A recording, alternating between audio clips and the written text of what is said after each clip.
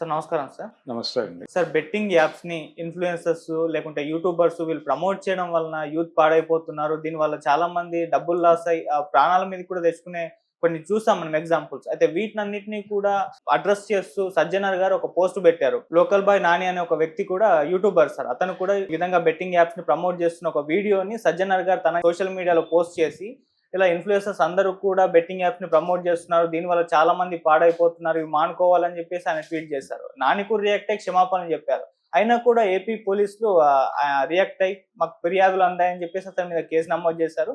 తొందరలో అరెస్ట్ అయ్యే అవకాశం ఉందని కూడా చెప్తున్నారు. ఎంటైర్‌గా ఈ ఇష్యూని మీరేం ఆల్రెడీ చూస్తారు? అతన్ని కస్టడీలోకి తీసుకున్నారు అనే మాట కూడా వినిపిస్తోంది. అవును. తీసుకున్నారు. ఇక బెయిల్ వస్తుంది. బెయిల్ మూవ్ చేసుకునే ప్రయత్నం చేస్తారు. అతను ఫిషర్ మ్యాన్ కమ్యూనిటీకి అవును. చెందినటువంటి వ్యక్తి. జాలర్ కుటుంబం నుంచి వచ్చినటువంటి కుర్రాడు. హ్మ్. అతను వీడియోస్ చూస్తున్నారు. అతను ఇన్ఫ్లుయెన్స్ చేయగలి పరిస్థితుల్లో ఉన్నాడు కాబట్టి ఇన్ఫ్లుయెన్సర్ అంటున్నారు. హ్మ్. అంటే యూట్యూబ్‌లో ప్రచారం పొందినటువంటి వాళ్ళందరూ ఏదో మేరకు సమాజాన్ని ఇన్ఫ్లుయెన్స్ చేయగలరు అనే ఉద్దేశంతో ఈ పదం కనిపెట్టి దాని మీద కథ నడుపుతున్నారు. హ్మ్. అదొక కేటగిరీ. ఓకే. ఇప్పుడు 2, 3 విచిత్రమైనటువంటి బెర్త్‌లు ఏర్పాటు చేస్తున్నారు సోషల్ మీడియాలో.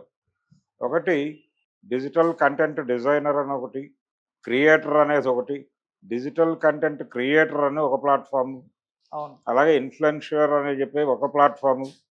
ఇలా వివిధ స్థాయిల్లో సోషల్ మీడియా తాలూకా అంటే ఇది ఈ ట్యాగ్ ఇవ్వటం ద్వారా తమని ప్రపంచం గుర్తించింది అనేటువంటి ఒక ఇన్ఫ్లుయెన్స్‌కి గురై వీళ్ళు మరికొంత డెడికేటెడ్‌గా పనిచేస్తారట.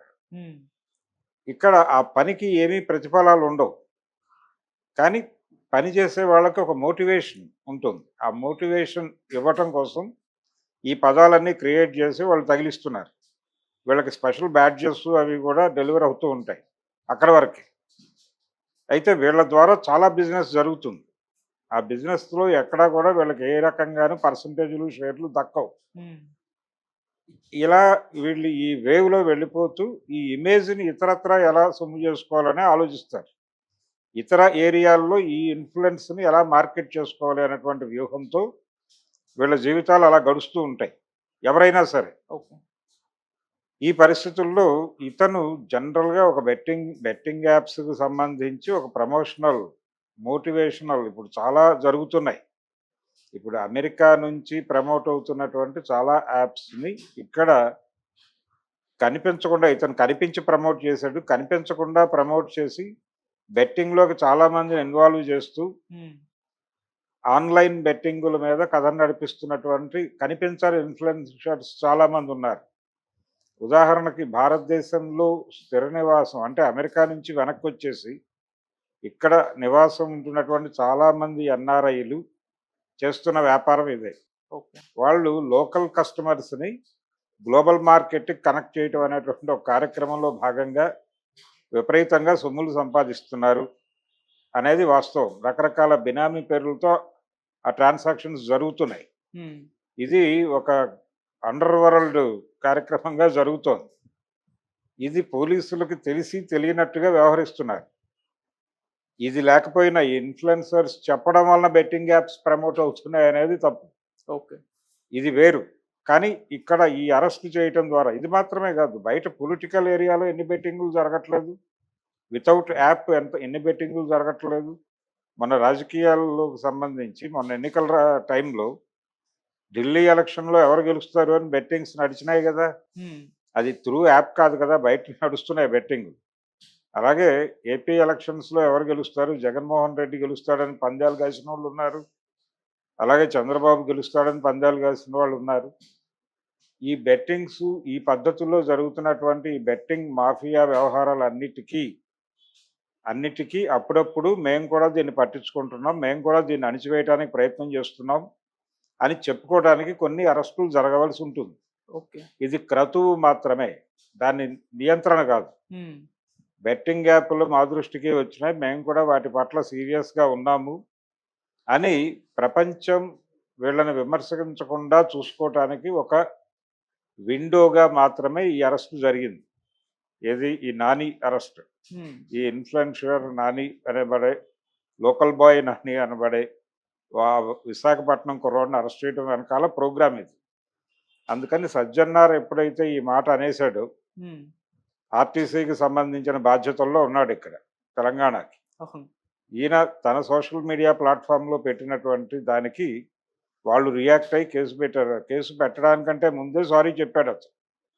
సారీ చెప్పడమే కాదు, నేను రివర్స్ ఇన్ఫ్లుయెన్స్ చేస్తాను ప్రపంచాన్ని అని కూడా ఒక మాట చెప్పాడు. ఉమ్, అయితే ఇవి విన్నారు, పోలీసులు విన్నప్పటికీ ఒక మాట బయటకు వచ్చింది కాబట్టి ఒక యాక్షన్ ఉండాలి. ఆయన మాటకి ఒక యాక్షన్ కనిపించాలి. ఇక్కడ రికార్డు కావాలి, రికార్డు ప్రధానం ఇక్కడ. ఈ రికార్డు కోసం జరిగిన అరెస్ట్ అది. అతన్ని వేధించటాలు ఇవేవి ఉండవు. ఓకే. అతన్ని ఆ మేరకు చెప్పి పోలీసులు సక్రమంగా వ్యవహరించారు, నా పట్ల పద్ధతిగా వ్యవహరించారు, ఇవి కూడా మాట్లాడతారు. రేపు పొద్దున బెట్టింగ్ యాప్స్ దగ్గరికి వెళ్ళకండి అని రివర్స్ ఇన్ఫ్లుయెన్స్ చేసే క్రమంలో భాగంగా పోలీసులు వ్యవహరిస్తున్న తీరు పట్ల కూడా పాజిటివ్ నోట్ చెప్తూ ఇన్ఫ్లుయెన్స్ చేసే అవకాశం ఉంది అతను సమాజాన్ని. ఈ ముసుగులో చాలా వ్యాపారాలు చూసి చూడనట్టు వదిలేస్తారండి. ఇందాక నేను చెప్పినట్టుగా చాలామంది ల్యాప్టాప్లు పట్టుకుని 24 అవర్స్ ఇంట్లో కూర్చుని డబ్బులు సంపాదిస్తున్న వాళ్ళు అనేక మంది ఉన్నారు ఇక్కడ భారతదేశంలో. ఏం చేస్తున్నారు వాళ్ళు, ఎందుకు వాళ్ళకి డబ్బులు వచ్చేస్తున్నాయి అంటే ఇదే పని. వాళ్ళు రకరకాల సోషల్ మీడియాలో రకరకాల ప్లాట్ఫామ్స్లో ఉంటారు. వాళ్ళకి అంటే చాలా సామాజిక అంశాలు ఇవి మాట్లాడుతూ కనెక్ట్ అవుతారు. వాళ్ళు సమాజంతో కనెక్ట్ అయిపోయి వాళ్ళకు ఒక సర్కిల్ ఏర్పడుతుంది. ఆ సర్కిల్కి ఏదైనా కష్టాలు వస్తే తీరుస్తారు వీళ్ళు. ఏదైనా ప్రాబ్లం ఉంటే వాళ్ళు ఆర్థిక సహాయాలు కూడా చేస్తారు. ఉమ్, చేసి తద్వారా ఆ మార్కెట్ని స్థిరీకరించుకొని నమ్మకం క్రియేట్ చేసుకుని వీళ్ళని కస్టమర్లుగా తీసుకెళ్ళి అక్కడ అప్పచెప్తారు.